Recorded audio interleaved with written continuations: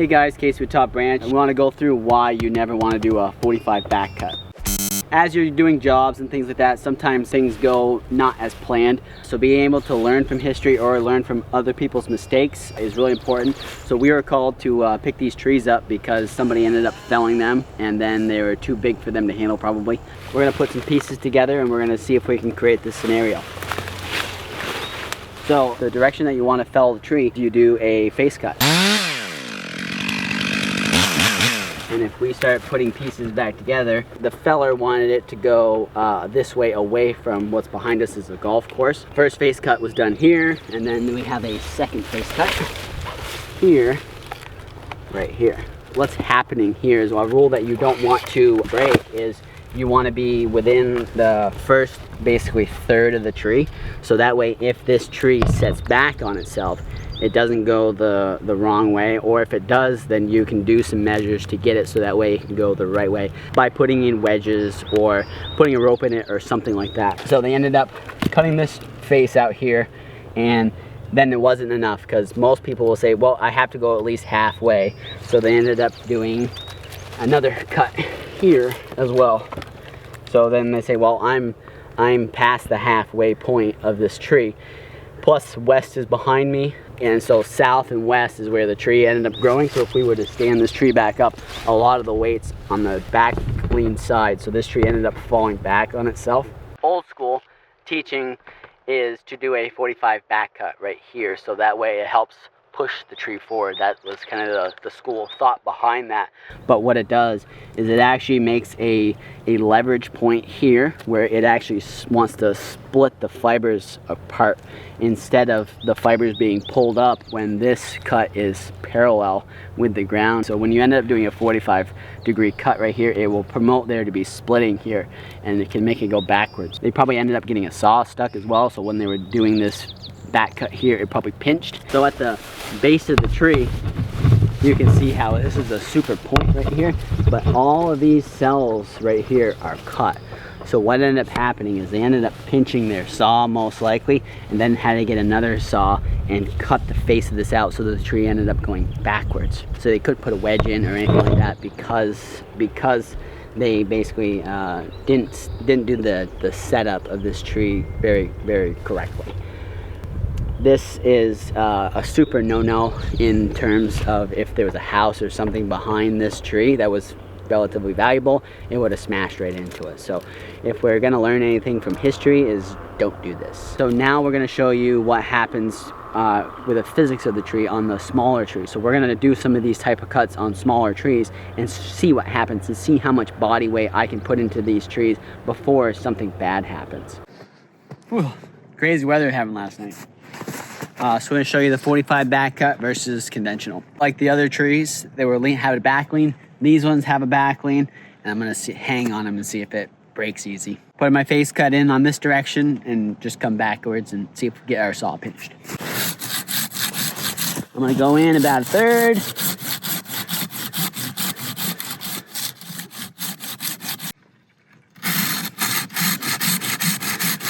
Okay. We'll do this one. We'll do this one traditional. Why not? Relatively level. Try and get it straight with a curved saw. It's gonna pinch. Perfect. And then go back to here. And this guy, same thing, but this one's gonna be our 45. Same thing. Proportionally, that looked the same. Yeah, pretty close. There.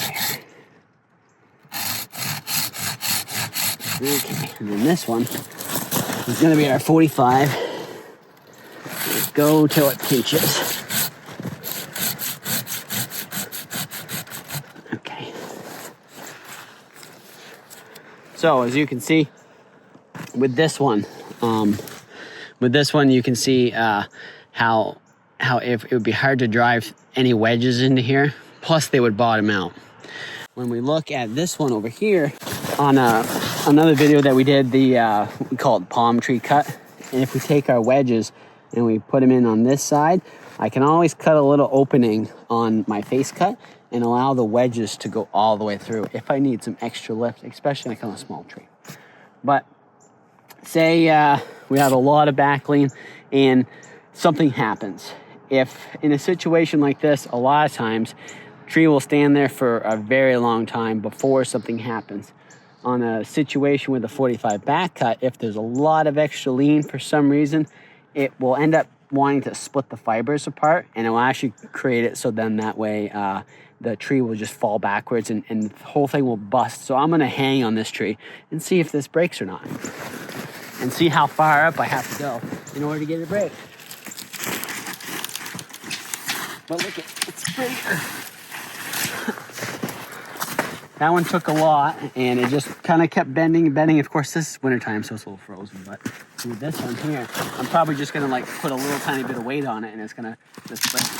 Yeah, I didn't even like hardly get a foot off the ground. And that one just sheared right off, just like you're breaking a board. This one here, we had a lot of fiber pole, we call it. We had a lot more fiber pole and things in there like this, so that means that these fibers were much stronger than those ones, just based on geometry of this back cut and where the forces are being applied for breakage and things like that. So just to sum things up, make sure that you're basically 80% of the entire diameter is how far your face is going to be made. So that way when the tree sets back on itself, there's some safeguards, so that way we can get wedges to go up and through with it. If we go past 50, basically past the halfway point of the tree can just go backwards, because depending on how the center of gravity is, it could want to go backwards because there's so much weight. It could create this a splitting effect to happen, so the cells actually split instead of actually pull. And if you end up doing a 45 back cut, it makes it so that way it limits you on the options that you can utilize to get the tree over if things kind of go south. So doing a 45 here is it's okay, it will work in some situations, but we highly recommend don't do that, because it limits you, and some dangerous things can happen because of this, of how the fibers want to pull apart. So just don't do it. Do it the right way. We have a link on the video right here about how to fell a tree the correct way, or a way that has a lot of safeguards, so if things go south, it can stand there for quite some time without it falling over, especially if a wind or something ends up picking up. So just remember, guys, don't do this, but also remember to like and subscribe. Throw those comments down there on other videos. We're gonna try and mess some trees up so you can see what happens. So as we go through our jobs and things, we'll make sure to keep those comments in mind, so that way when we have a sticky situation, we can show you what to do and what not to do as well. So thanks, guys, appreciate you watching, and happy felling.